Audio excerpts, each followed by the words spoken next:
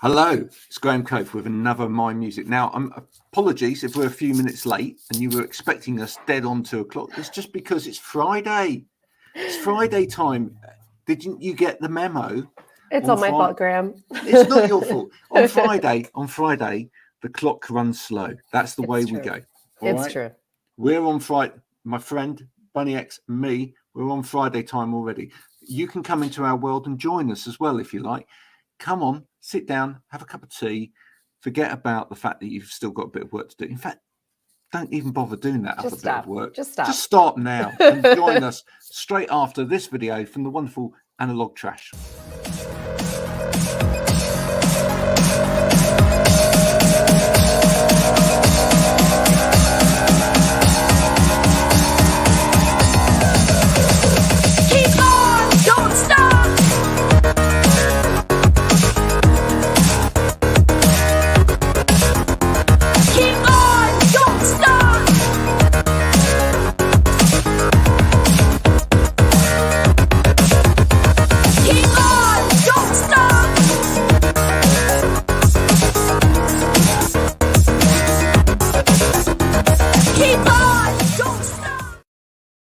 There you go. Did you enjoy that video? I did. That was great. It's cool, isn't it? Very nice. Yeah. That's the lovely people at Analog Trash, which is an independent record label. Very trying cool. to do their thing for independent artists. A lot of electronic music on there. What got you into electronic music in the first place? That's a great question. So actually, it's my older brother. He's kind of the genesis. He got me into everything that I eventually got into, kind of starting with some of the new wave bands growing up in the 80s. Of course, which ones in particular? Come on. Of course, Depeche Mode and Pet Shop Boys, New Order, all the Cure, all the classics. And then that quickly ended up giving way to Italo disco. So got really, really into that. How did you transcend from, some quite quirky independent artists, yes, all rock in there as well, to Italian disco? How did that happen? Yeah, again, my older brother Brian, he still is just influenced by all kinds of different types of music, and then of course, being my older brother, everything he said and did was magic. So I wanted to follow along in his footsteps, and I really have him to thank for getting me into all that stuff as a kid. And really, did he just listen to it, or did he DJ a bit with it? He never DJ'd. He was just an avid listener and collector. So he still has tons of old records, lots of vinyl, which I've stolen some of it, and he's not getting it back. Sorry, Brian. But yeah, I really have him to thank for getting me into so much music. Then of course I got into my own thing too, and it was all the typical things: Madonna, Cyndi Lauper, Debbie Gibson, things like that, Janet Jackson, Tina Turner, all those influences, those major big artists. So there's just those strong female voices, strong females. Absolutely. So Whitney Houston. So kind of growing up, with all of that, all those huge big pop stars that were so influencing to me. But it's become essentially over time an interesting sound with all of these different types of influences. So sometimes I'll describe our music as kind of Madonna meets Depeche Mode with a little Italo thrown in there, but tons of different types of 80s references and influences. So I feel like it's created this kind of very rich tapestry now for all of the releases that we've had over the past decade now, which we actually released our very first Italo record. It was a single on vinyl called If You Say Yes. And it was very much in the Italo high energy space. And that was released back in 2013. So here we are 10 years later, and we're still releasing things all the time. Now, don't take this the wrong way. But when I listened to your new album last night, thank you for sending it over. Thank you for listening. No, it's an absolute pleasure because I loved it. Thank you.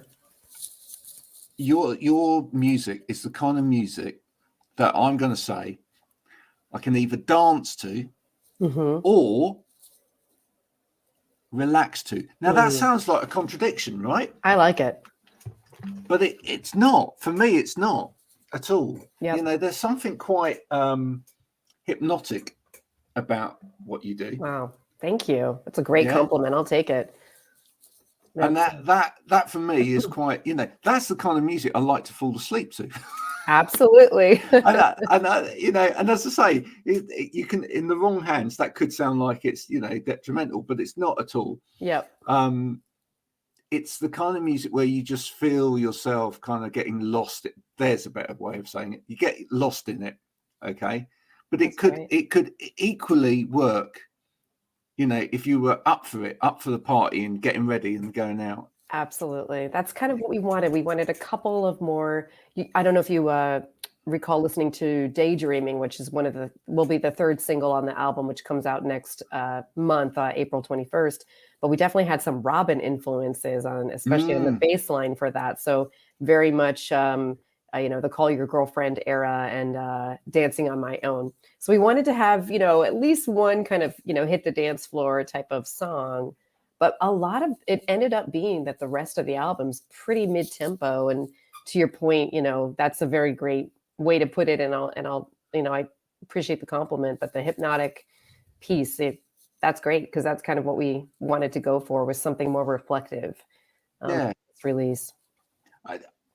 You know, I've really enjoyed bands over the last decade or so that have come along and have, in their own way, because I'm not saying you'll like these bands, but in their own, have done that. Yeah. You know, I loved like the early Naked and the Famous albums, for example, where it's dancey, but at the same time it's got that underpinning of guitars and the vocals kind of, you know, just keep repeating phrases but drift you in, drift you out. Absolutely. I love it. Yeah. Thank you for listening. Yeah, that was hot off the press. We're still actually fine tuning some pieces of it and getting. Third song in, second bar. You know, just turn that dial there up to there, and then it will be fine. Yep. I like it. Yeah, we're gonna get all that good stuff taken care of.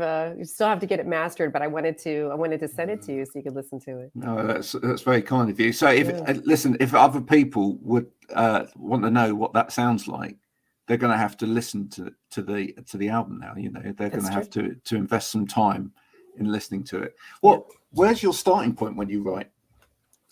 It's a lot of different things. I definitely get influenced by a lot of the beautiful synthwave and retrowave instrumentals that are out there. So there'll be a lot of artists that have released just a slew of beautiful instrumental songs that are very hypnotic, to use your word, and really inspire me. So I'll listen to a lot of Don Dellpiero, which of course we've collaborated with him now several times.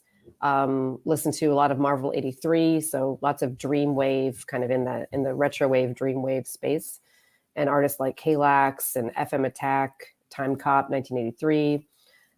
Definitely spent a lot of time listening to those types of artists, and kind of I start to hear some vocal arrangements come, you know, after listening to those instrumentals. Other times I'll just kind of, and I think this happens to a lot of songwriters, they'll just be washing the dishes or in the shower and kind of doing something. I was going to just go there. Yep. Funny, I was just about to go there. Vacuuming. And you're just like, wait, what? And I'll just run and I'll grab my phone and I'll sing, you know, I'll do a voice memo so I can remember it and come back to it later. I get told off when I'm in the kitchen. I get told off for like hitting pans and then singing over the top. That's awesome. Does that happen in your house? I love that. Honestly, I just like silently run into the bathroom and close the door and I like sing into my phone very furtively. I've done that. And it happens sometimes. You don't get the spoons out and go tap, tap, tap, tap, tap, tap. Oh yeah. I like it. Yeah. That's more fun. Maybe I'll start doing that. You should. I'm sure my neighbors will love that. So. I think you should carry a mini sampler with you at all times. That's a great idea. That should be the law. It should be. We should enact it. 100%.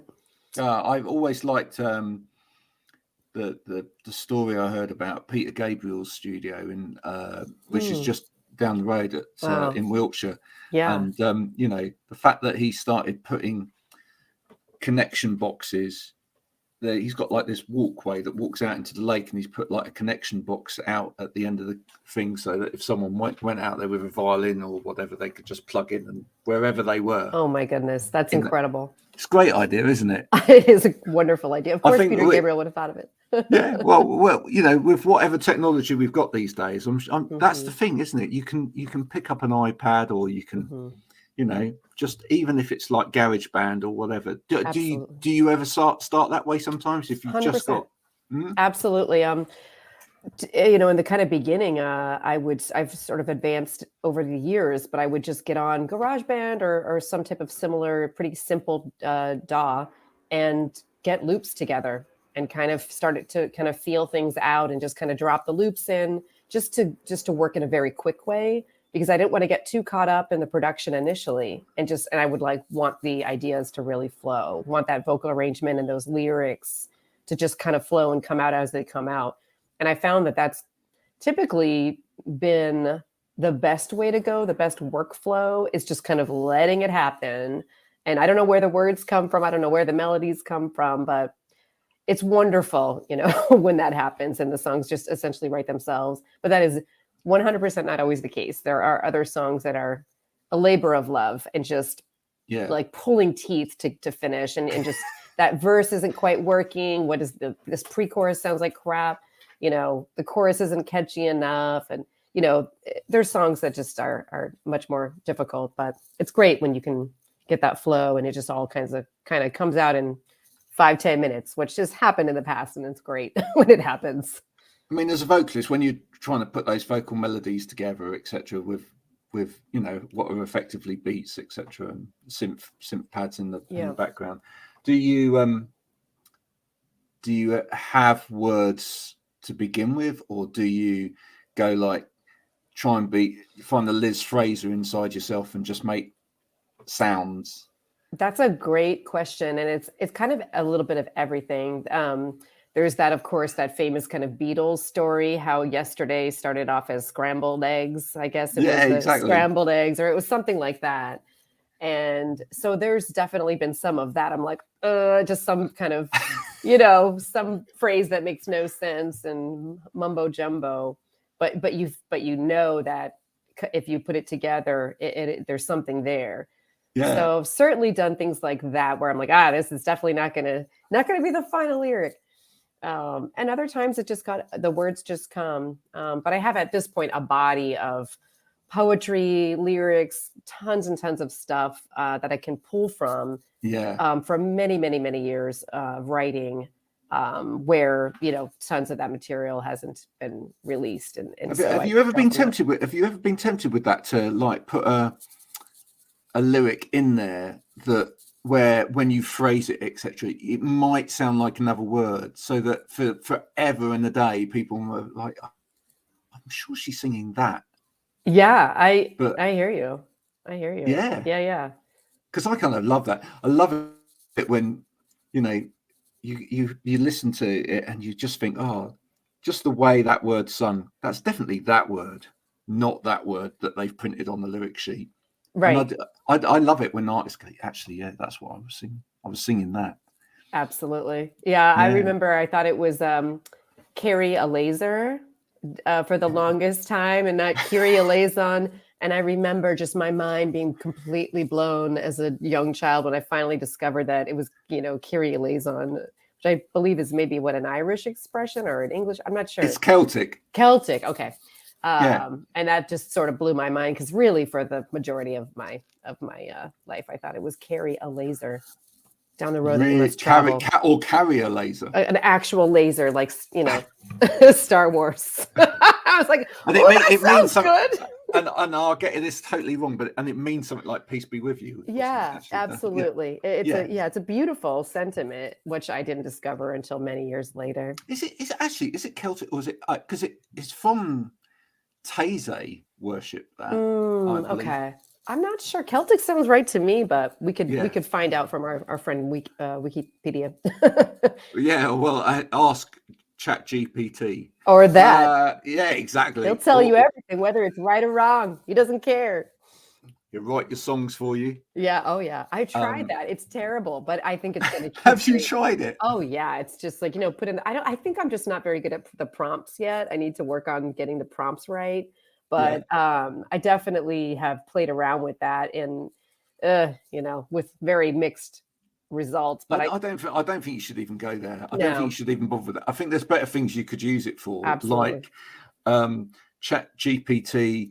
Can you get me on tour with Depeche Mode? Let's work Depeche that out. Mode? Yeah. Can you write? Can you write an email now to the guys in Depeche Mode, explaining why Bunny X should be on tour with them? Yes. I want you to do that afterwards and see what it says. I'm gonna let you know how it goes. We should post the results of it on Twitter.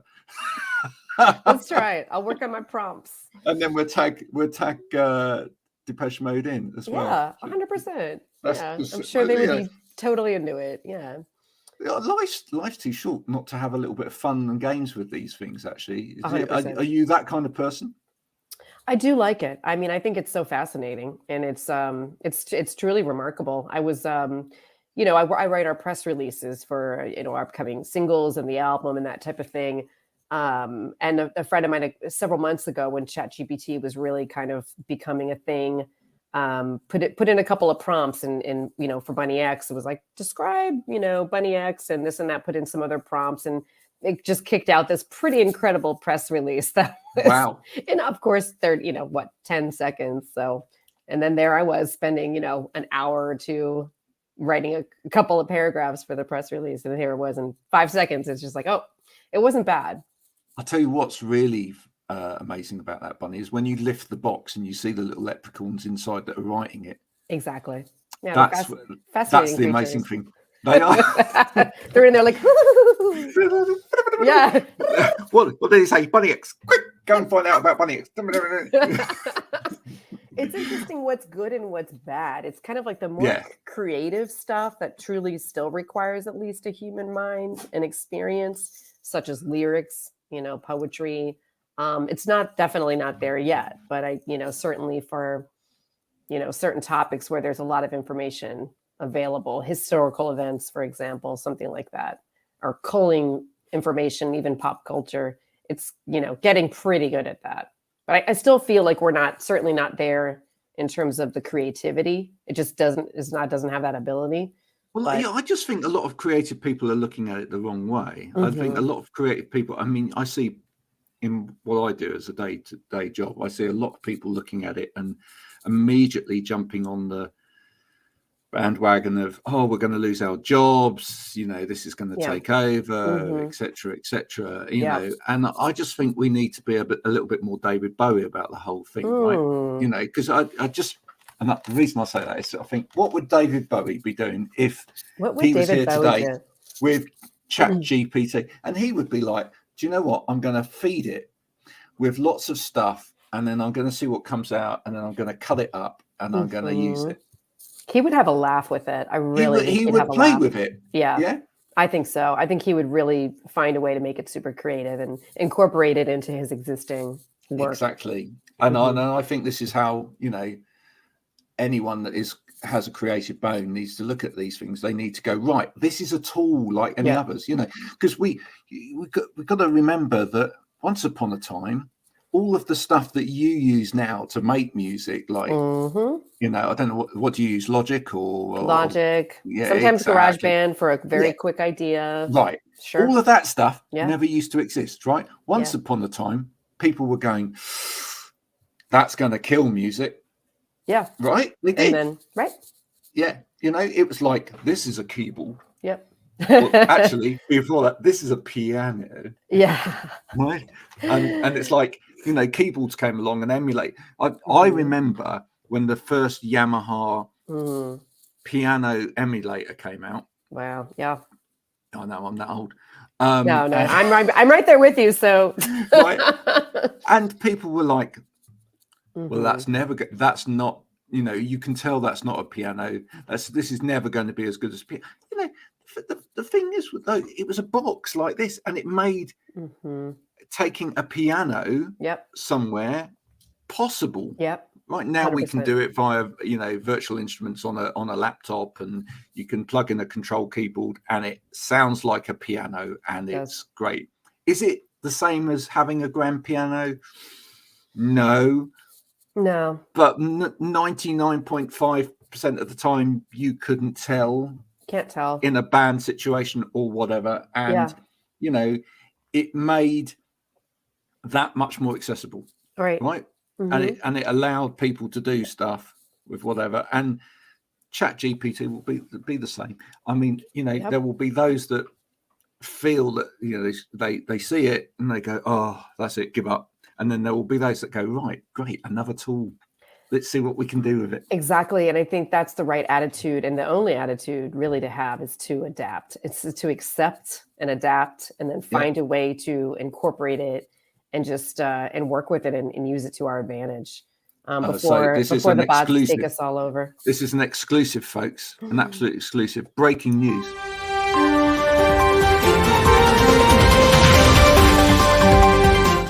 That's right. On the next Bunny X tour, ChatGPT will be supporting. Absolutely.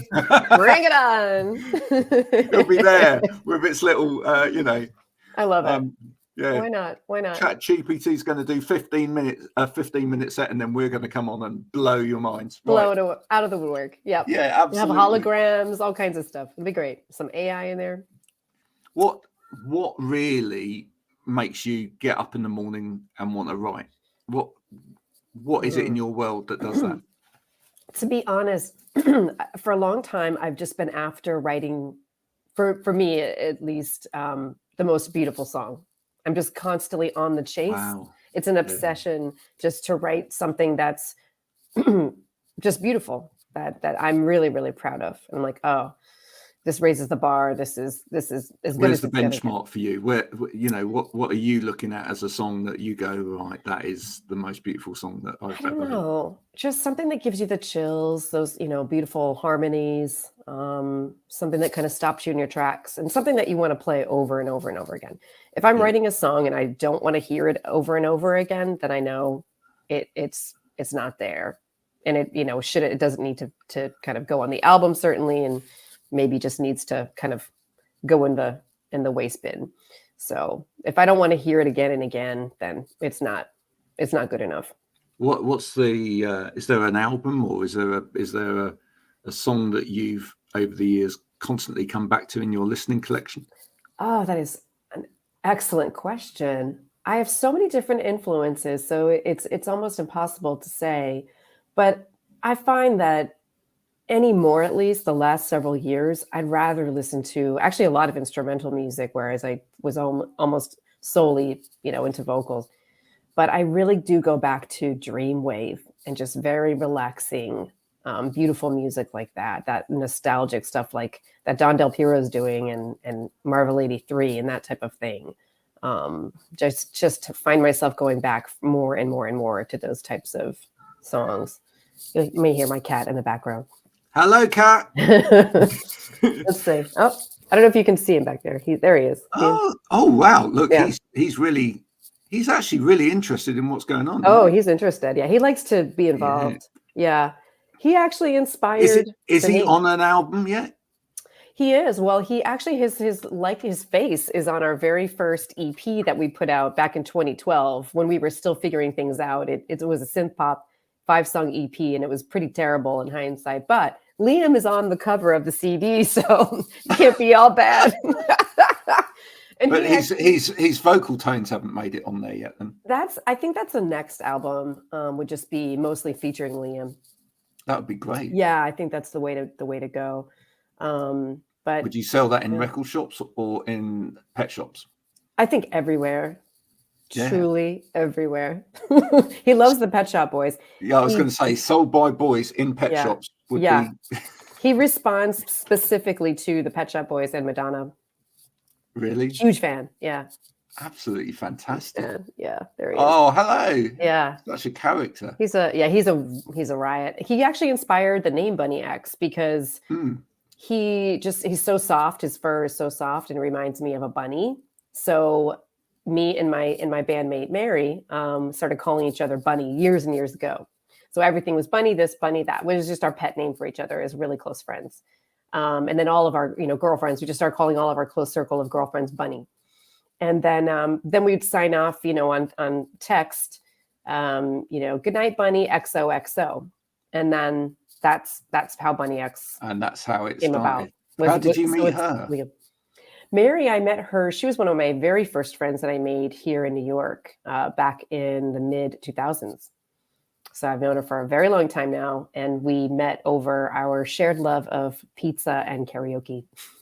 Oh, wow. So, I mean, what more do you want? So we would go out and party in the city. Did you do karaoke songs together? Did you duet then? We didn't initially. And then the more and more we did it, we started doing it. And then we had a few songs that that was our thing. We would sing Alive and Kicking together by Simple Minds. Wow. That was one of the ones that we would always do. Alive and Kicking. Such a great song. Stay until your love is. Oh, yeah. What a song. So we would do that one. And then we would do Chiquitita by ABBA. Oh, wow. That was fun. And so, so we started to duet together. And that's how we started to sing together. Pizza, isn't it? Chicken Pizza by ABBA. Yeah. Yeah. Yeah. You see, that's another one of those songs when you're young. Chicken Pizza. You hear it. Chicken Pizza, you and I know. You listen to it and you think, are they talking about? Are they singing about chicken pizza? Are they eating? What's going on here? Chicken on a pizza? Okay, better than pineapple. That's a great story. So actually, you kind of naturally through karaoke morphed into a band. We did. So that was sort of the genesis, and that went on for years. So we weren't necessarily trying to form a band. But what we did do was we started to sing backup vocals for other local artists. Actually, one good friend of ours, Ash, who now lives in Sheffield, so in over there by you. And so his band was called Ash Gray and the Girls. And Mary and I were two of the girls. There were two other ones. And we did these it was sort of Americana. Yeah, right. That type of thing, kind of folky Americana stuff. So not exactly in my taste, but the songs were good. They were catchy, and it got us, up on stage. It got us harmonizing. It got us performing, and just kind of experimenting with our voices, and kind of getting into that space of performing, and being around that. So. And then we started to, then we got involved in a Queen cover band called Dairy Queen. So that happened. So that did happen. And we would, it was female fronted. We had a whole band. It was fun. We did female fronted Queen cover band called Dairy Queen. Dairy Queen. Yeah. That's just out of this world. It happened. Yeah. So we sang in these kind of cover, other original songs, and then cover songs, and all that. And then at some point I just was like, I want to try my hand at writing my own songs that I like, that are, in my wheelhouse, my taste. And so that's kind of that, I guess that started to come about maybe to 2010, 2011, just started to write and experiment. And then eventually, we met up with some good local producers and were able to kind of pull it all together. Yeah. So, and this is the thing people don't realize, is that they see people like you doing that together, working together, and they think, they brought it together in recent times and done this and whatever. But actually, when you think about it yourself, you kind of, started off with the friendship, you did the karaoke, you did the other band,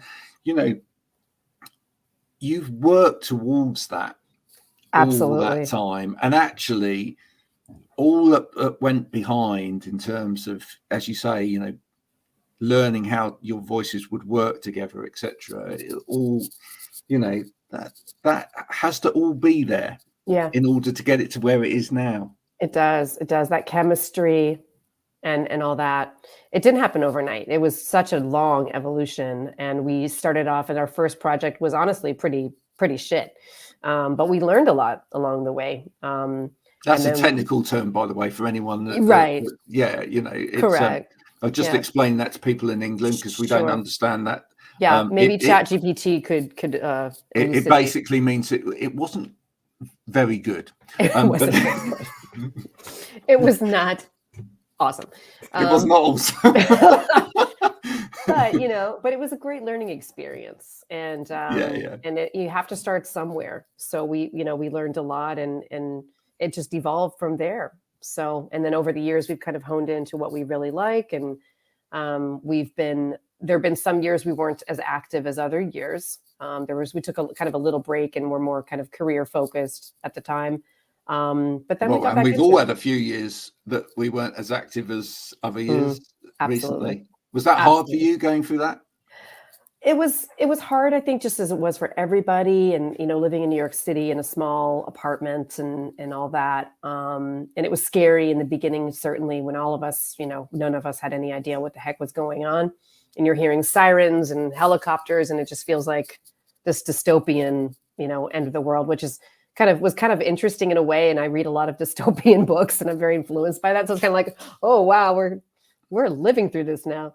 But I ended up during that time, I was able to work from home. So that was very lucky at the time. So I kept my job, worked remotely, and then I had a lot more free time, just as everybody did. And so that's when I wrote pretty much the entire last album, Young and in Love, that we released in October of 2021. So really worked on that during during all that time, the major lockdown time when there was just nothing to do. So has there been a very different energy around this album because things have been moving? And yeah, this one's been a little harder and just in terms of carving out the time. So we started this one in terms of the writing started back in December 21. So I don't take too much time off. I'm always kind of working on things. So that writing process began back then. But here we are in, it's going to be April of 2023. So that was, a fair amount of time to kind of bring it together. But so yeah, we've all got incredibly busy. I mean, we've gone from exactly. where we all stopped to now we're like, it's frenetic. Everything just, and it's almost like people are making up for lost time and certainly returning to the office. So, those hours were just completely, not optional, just, focusing on work and certainly more social, more events on the social calendar. We're starting to do shows again, which of course no one did for so long. Travel, so yeah, so it's been harder to juggle everything. Yeah, this time around. Does part of you, when you're writing now, think because things gone from slow to so phonetically busy, etc.? Are you looking to write in there something that helps people to, escape all of this? Yeah. So the songs were most of them, not all of them, but a lot of them were inspired by sci-fi books and dystopian books, cyberpunk stuff, certainly William Gibson, and then some other authors as well. And I guess it was an escape for me, certainly. And then and Mary was kind enough to agree to sing on a bunch of the tracks and was on board and game for the sort of very specific vision that I had. She's so great. I just was like, Mary, this is what we're doing. She's like, awesome. We're going to dress cyberpunkish, it's fine.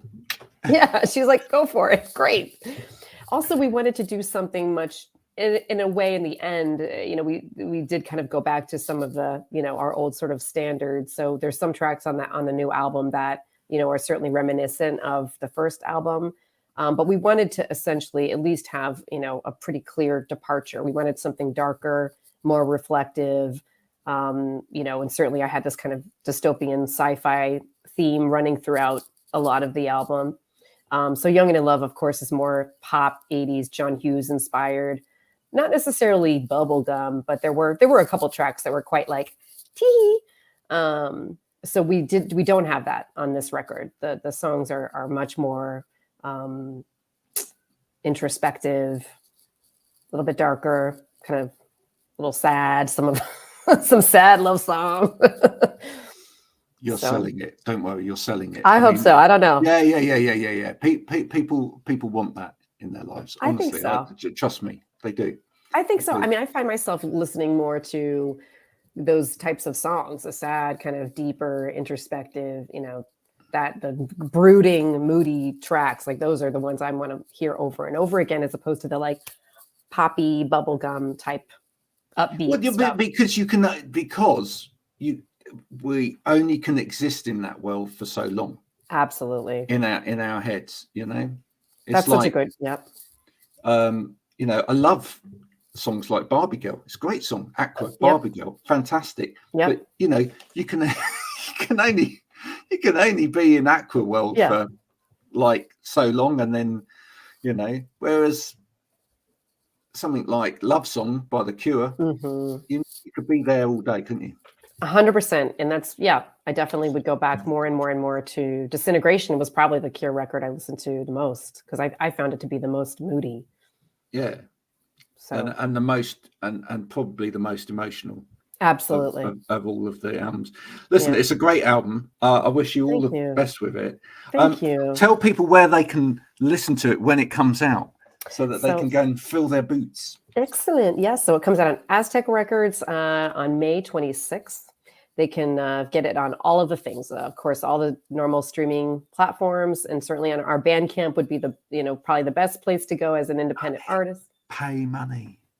And we are going to have, I'm very excited to announce, actually, for the first time, it's we're going to have vinyl, we're going to have cassettes. Really? Yes. We're going to have CDs, we're going to have everything. We're going to have all that available. Yep. So we're actually working on getting the artwork together right now for the album. So we're fantastic, super stoked. Well, I'd love it if you could send me a vinyl version of it, so that I can sign, so I can hold it up and put it on my wall of fame. 100%. Thank you. Who doesn't love vinyl? Are you going to have a colored? Are you going to have a colored vinyl, or are you just going to? Yep. You're going to have a colored. Yes. Yeah, we're working on picking out the colors right now. So Mary and I are going back and forth with the different color. Well, as you can see, pink's a lovely color. It sure is. It's perfect. It's you might even pick a color kind of like that, actually. Like I'll send you the. Please do. I'll send you the hex number. Palette. No, listen. Honestly, it's been an absolute pleasure talking to you today. Thanks for coming on My Music to talk to me. Thank you so much. I hope people listening have gained interest and now want to go and listen to this wonderful album. You can dance to this album. You can work to this album. It's it will keep you going, and then you can go to sleep to this album. It's all of that, all in one, all wrapped up. It's like a lovely, beautiful piece of wonderfulness that you can take with you throughout your day. If you don't listen to this album, then I will come round. I know where you are. I have a particular set of skills, and I will find you. We'll send the AI bots. Chat GPT will be knocking at your door, and it will find you. Because remember, the leprechauns, they'll get out. It is the support band. Thank you for coming on, talking to me today. If you did like this, please subscribe. Share this with all of your mates, so that people can hear Bunny X. It's nothing to do with me. I don't care about me. It's about Bunny X. And I'll be back later this afternoon, because I'll be talking to Natalie Shea wonderful very, very shortly. So thanks, Bunny X, for coming and talking to me today. It's been an absolute pleasure. So much from me too. Thank you so much. Thank you. Bye for now. Bye-bye.